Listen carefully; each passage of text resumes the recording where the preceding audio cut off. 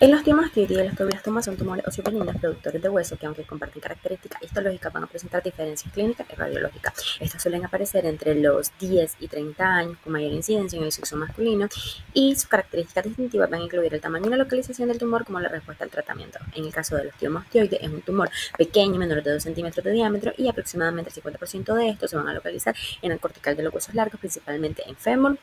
y en tibia. Estos tumores van a provocar un dolor intenso, especialmente nocturno, y van a responder bien a lo que es el ácido acetilsalicílico y otros antiinflamatorios no esteroideos. Además de esto, el dolor se debe probablemente a la producción de prostaglandina por los osteoblastos presentes en la lesión. El osteomastoide también se caracteriza por una pequeña lesión redondeada u ovalada que va a estar bien delimitada, denominada nido, que está rodeada por una zona de hueso denso conocido como esclerosis reactiva. En cuanto a su microscopía, el nido va a estar compuesto por tejido osteoide y hueso laminar entrelazado y trabéculas finas. Las células que van a estar formando el hueso van a ser osteoblastos activados con un núcleo hipercromático, y aunque generalmente son benignos y no son muy atípicos, hay una vascularización rica y numerosos vasos que van a rodear el tejido óseo, y alrededor del nido también se van a poder observar lo que son zonas de esclerosis y hueso reactivo bien formado.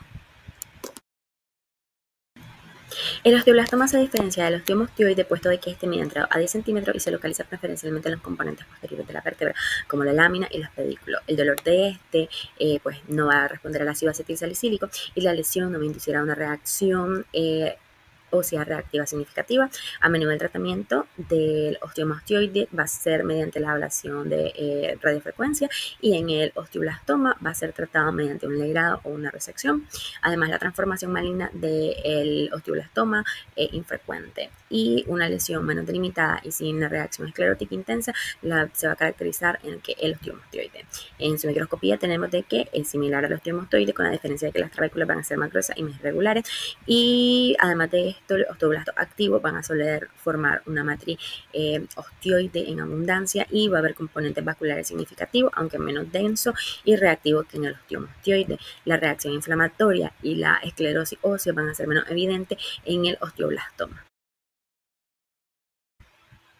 El osteosarcoma es un tumor maligno que se caracteriza por la producción de matriz osteoide y de hueso mineralizado por las células tumorales. Este tumor suele originarse por la metástasis de los huesos largos, especialmente en el fémur distal y en la tibia proximal. Tiene una distribución bimodal en cuanto a la edad de aproximadamente un 75% en los casos que ocurren en personas menores de 20 años, con un segundo pico en ancianos que va a presentar patologías predisponentes, como por ejemplo la enfermedad de Paget, infarto óseo y antecedentes de radioterapia. En su patogenia vamos a tener de que estos van a presentar alteraciones genéticas adquiridas en aproximadamente 70% de los casos, en donde los genes clave involucradas van a ser el RB, que este gen va a actuar como regulador negativo en el ciclo celular, y alrededor del 70% de los osteosarcomas esporádicos van a presentar mutación de este. También va a estar afectado el PT53, el CDKN2A, que este suele estar involucrado en el osteosarcoma y va a codificar proteínas supresoras tumorales, y también se va a ver afectado el MDM2 y el CDK4, que estos van a estar sobreexpresados en el osteosarcoma de bajo grado. En su morfología macroscópica vamos a tener de que estos son tumores grandes de color blanco grisáceo, van a tener una consistencia arenosa, frecuentemente van a contener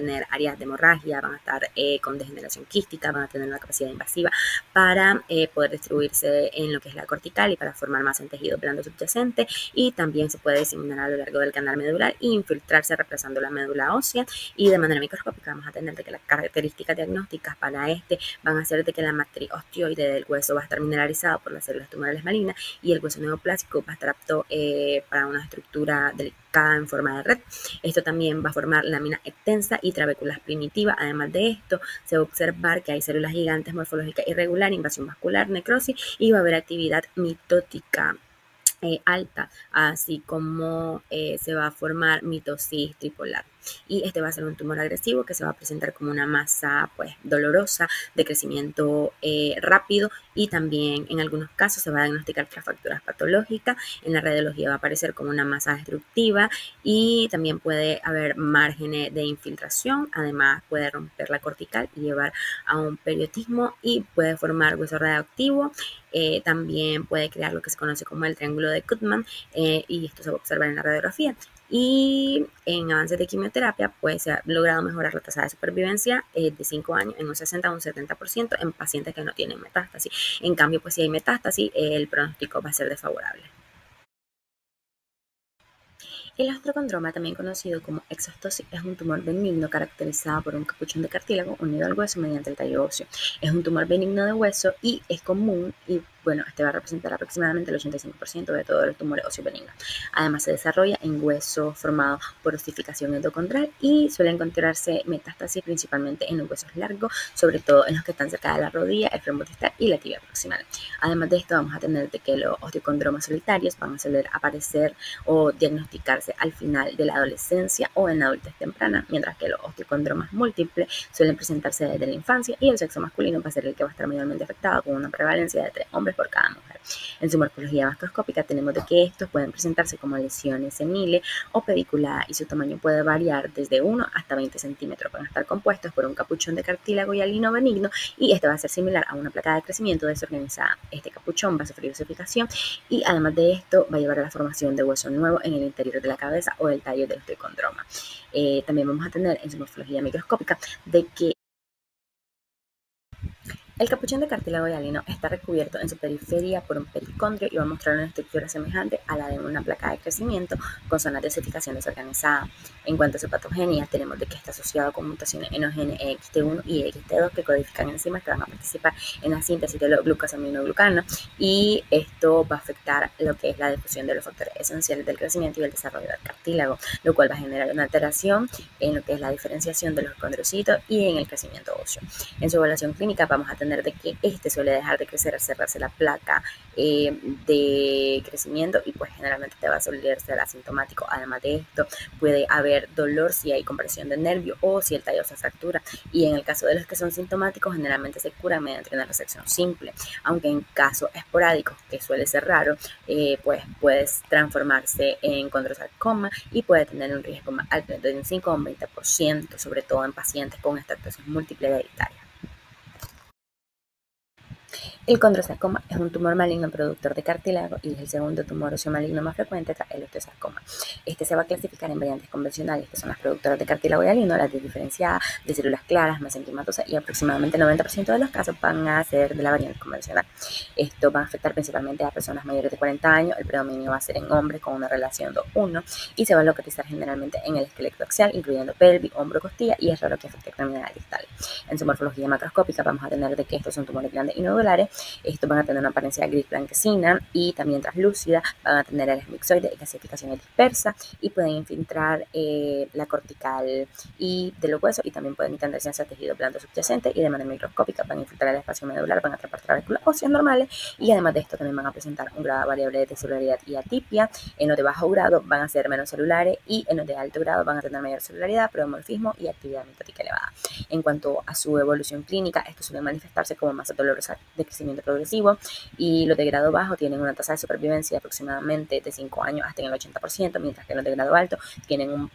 pronóstico menor que va a ser del 43% de supervivencia en 5 años y el 70% de esto va a tener una probabilidad de metástasis principalmente a lo que es el pulmón. El sarcoma de Ewing es un tumor óseo maligno que va a estar constituido por células redondas primitivas de diferenciación neuroectodérmica y va a ser común en infancia y en adolescencia. Este se va a presentar principalmente en menores de 20 años, como había mencionado anteriormente, y va a tener una ligera prevalencia en hombres, principalmente en la raza blanca. A menudo se origina en la diáfisis de los huesos largos, como por ejemplo el fémur,